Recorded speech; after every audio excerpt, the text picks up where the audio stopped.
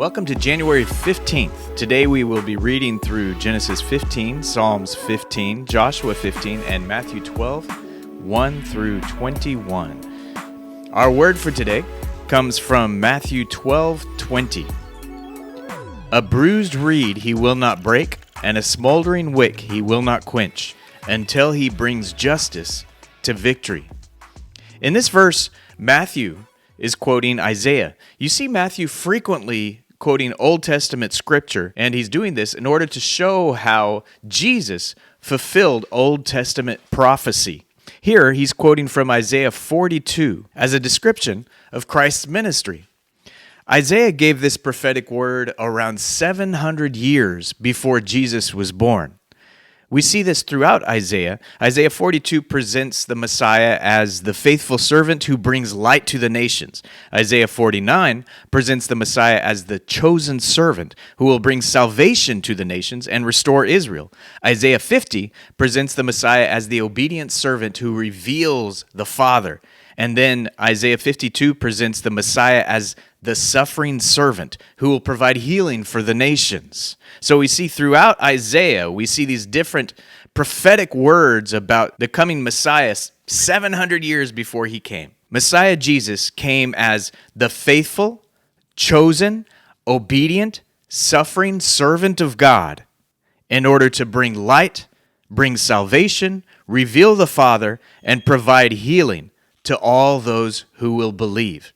So going back to Matthew 12:20, again it says, a bruised reed he will not break, and a smoldering wick he will not quench. Jesus didn't cut off those who had been abused, or put out those who had lost the zeal they once had. This is a description of Christ's ministry, and it's important for us to remember today. We have many, many people who have been hurt by religion, who have church hurt. Jesus doesn't cut them off and reject them. We have many, many people who were once on fire for God, but they've become disappointed, frustrated, disenchanted, and tired. Jesus doesn't remove what little smoldering passion still remains. In Matthew 12:7, Jesus quotes the prophet Hosea when he declares to the religious leaders, I desire mercy and not sacrifice. The mercy of God continues towards us and through us today. He doesn't reject you because you've been abused. He says, come to me and I will heal you and show you love. He does not reject you when you've lost your passion for him. He says, come face to face with me and allow me to breathe fresh life upon your heart and rekindle your kingdom zeal. You and I are designed to stand as living, burning torches of God. The phrase, he brings justice to victory, means he has triumphed over judgment. And this is why his ministry comes in mercy. And now we are in the days of grace. And these days of grace, we also extend that mercy. So now we trust him and we come to him that we may be healed and reignited. Receive and share his miraculous mercy. Today, if you've been hurt by the church, hurt by religion, or if you're just burned out, today is your day. Come back to Jesus. Meet with him face to face. Let him breathe fresh life into you and reignite that zeal that you once knew. Genesis 15. This is the New Living Translation. Sometime later, the Lord spoke to Abram in a vision and said to him, do not be afraid, Abram, for I will protect you, and your reward will be great. But Abram replied, O sovereign Lord, what good are all your blessings when I don't even have a son? Since you've given me no children, Eleazar of Damascus, a servant of my household, will inherit all my wealth. You have given me no descendants of my own, so one of my servants will be my heir. Then the Lord said to him, no, your servant will not be your heir, for you will have a son of your own who will be your heir. Then the Lord took Abram outside and said to him, look up to the sky and count the stars if you can. That's how many descendants you will have. And Abram believed the Lord, and the Lord counted him as righteous because of his faith. Then the Lord told him, I am the Lord who brought you out of Ur of the Chaldeans to give you this land as your possession. But Abram replied, O sovereign Lord, how can I be sure that I will actually possess it? The Lord told him, Bring me a 3-year-old heifer, a 3-year-old female goat, a 3-year-old ram, a turtle dove, and a young pigeon. So Abram presented all these to him and killed them. Then he cut each animal down the middle and laid the halves side by side. He did not, however, cut the birds in half. Some vultures swooped down to eat the carcasses, but Abram chased them away. As the sun was going down, Abram fell into a deep sleep, and a terrifying darkness came down over him. Then the Lord said to Abram, You can be sure that your descendants will be strangers in a foreign land, where they will be oppressed as slaves for 400 years. But I will punish the nation that enslaves them, and in the end they will come away with great wealth. As for you, you will die in peace and be buried at a ripe old age. After 4 generations, your descendants will return here to this land, for the sins of the Amorites do not yet warrant their destruction. After the sun went down and darkness fell, Abram saw a smoking firepot and a flaming torch pass between the halves of the carcasses.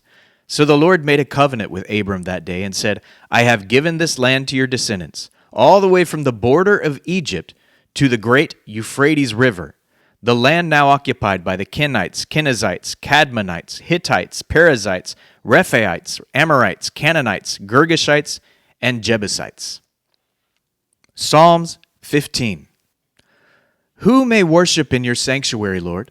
Who may enter your presence on your holy hill? Those who lead blameless lives and do what is right, speaking the truth from sincere hearts. Those who refuse to gossip or harm their neighbors or speak evil of their friends. Those who despise flagrant sinners and honor the faithful followers of the Lord and keep their promises, even when it hurts. Those who lend money without charging interest and who cannot be bribed to lie about the innocent. Such people will stand firm forever. Joshua 15. Just as a side note, I know if you guys have been following along, Joshua has a lot of different names, and I've struggled with many of them. As I'm reading through, usually if I'm not super familiar with a name that I've heard and read over and over and over again, usually I read phonetically. So I just want to apologize ahead of time for any mispronunciations as we go through this and any struggles you might hear in me as we go through this. But please be patient with me and continue going through the word. Let's do it together. So Joshua 15. The allotment for the clans of the tribe of Judah reached southward to the border of Edom, as far south as the wilderness of Zin. The southern boundary began at the south bay of the Dead Sea, ran south of Scorpion Pass into the wilderness of Zin, and then went south of Kadesh Barnea to Hezron. Then it went up to Adar, where it turned toward Karka. From there it passed to Asmon until it finally reached the brook of Egypt, which it followed to the Mediterranean Sea. This was their southern boundary. The eastern boundary extended along the Dead Sea to the mouth of the Jordan River. The northern boundary began at the bay where the Jordan River empties into the Dead Sea, went up from there to Beth Hogla, then proceeded north of Beth Arabah to the stone of Bohan. Bohan was Reuben's son. From that point it went through the valley of Achor to Debir, turning north toward Gilgal, which is across from the slopes of Adumim, on the south side of the valley. From there the boundary extended to the springs at En-Shemesh, and on to En-Rogel. The boundary then passed through the valley of Ben Hinnom, along the southern slopes of the Jebusites, where the city of Jerusalem is located. Then it went west to the top of the mountain above the valley of Hinnom, and on up to the northern end of the valley of Rephaim. From there the boundary extended from the top of the mountain to the spring at the waters of Nephtoah, and from there to the towns in Mount Ephron. Then it turned toward Baalah, that is Kiriath Jearim. The boundary circled west of Baalah to Mount Seir, passed along to the town of Kesalon on the northern slope of Mount Jearim, and went down to Beth Shemesh and on to Timnah. The boundary then proceeded to the slope of the hill north of Ekron, where it turned toward Shikharon and Mount Baalah. It passed Jabneel and ended at the Mediterranean Sea. The western boundary was the shoreline of the Mediterranean Sea. These are the boundaries of the clans of the tribe of Judah. The Lord commanded Joshua to assign some of Judah's territory to Caleb, son of Jephunneh. So Caleb was given the town of Kiriath Arba, that is Hebron, which had been named after Anak's ancestor. Caleb drove out the three groups of Anakites, the descendants of Sheshai, Ahiman, and Talmai, the sons of Anak. From there he went to fight against the people living in the town of Debir, formerly called Kiriath Sephar. Caleb said, I will give my daughter Aksah in marriage to the one who attacks and captures Kiriath Sephar. Othniel, the son of Caleb's brother Kenaz, was the one who conquered it, and so Aksah became Othniel's wife. When Aksah married Othniel, she urged him to ask her father for a field. As she got down from her donkey, Caleb asked her, What's the matter? She said, Give me another gift. You have already given me land in the Negev. Now please give me springs of water too. So Caleb gave her the upper and lower springs. This was the homeland allocated to the clans of the tribe of Judah.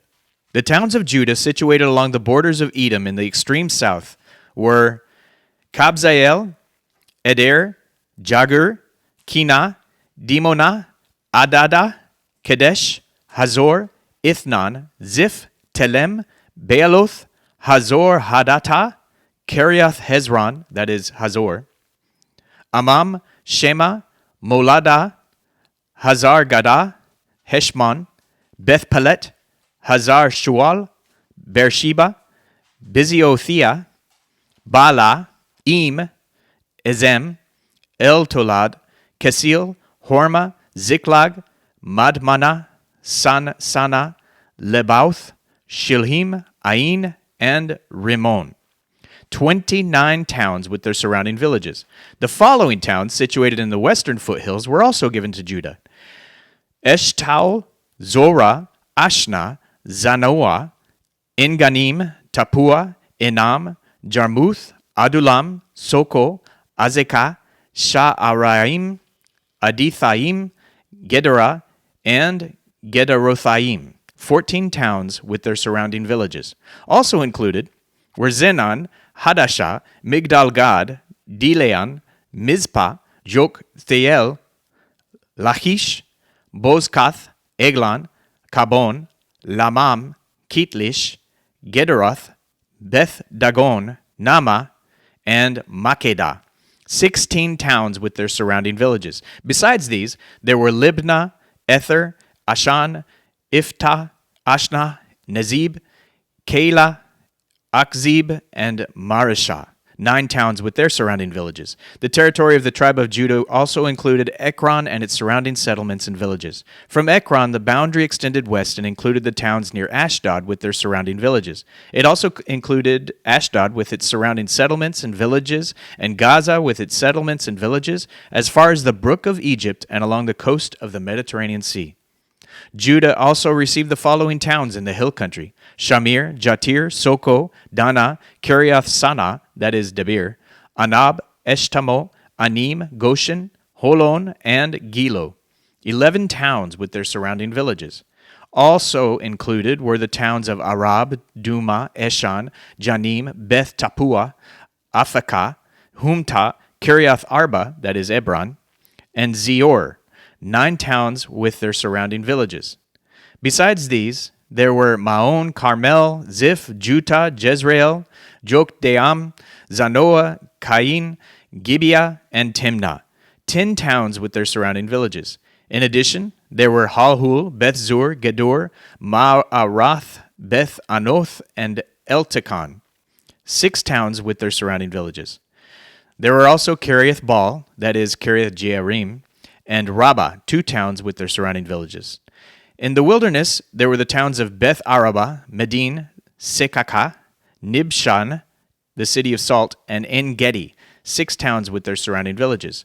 But the tribe of Judah could not drive out the Jebusites who lived in the city of Jerusalem, so the Jebusites live there among the people of Judah to this day. Matthew 12, verses 1 through 21. At about that time, Jesus was walking through some grain fields on the Sabbath. His disciples were hungry, so they began breaking off some heads of grain and eating them. But some Pharisees saw them do it and protested, "Look, Your disciples are breaking the law by harvesting grain on the Sabbath." Jesus said to them, "Haven't you read in the Scriptures what David did when he and his companions were hungry? He went into the house of God, and he and his companions broke the law by eating the sacred loaves of bread that only the priests are allowed to eat. And haven't you read in the law of Moses that the priests on duty in the temple may work on the Sabbath? I tell you, there is one here who is even greater than the temple. But you would not have condemned my innocent disciples if you knew the meaning of this scripture. I want you to show mercy, not offer sacrifices.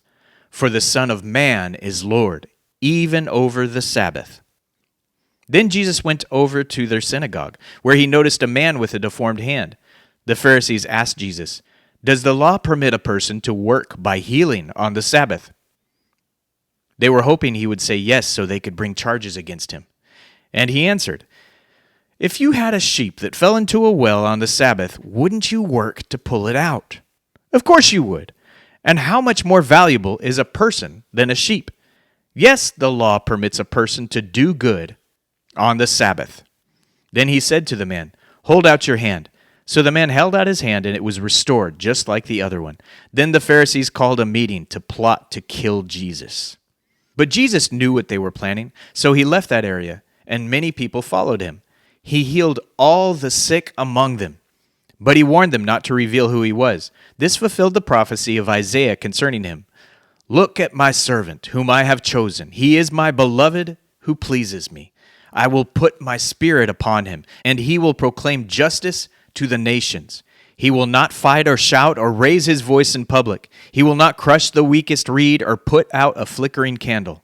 Finally, he will cause justice to be victorious, and his name will be the hope of all the world."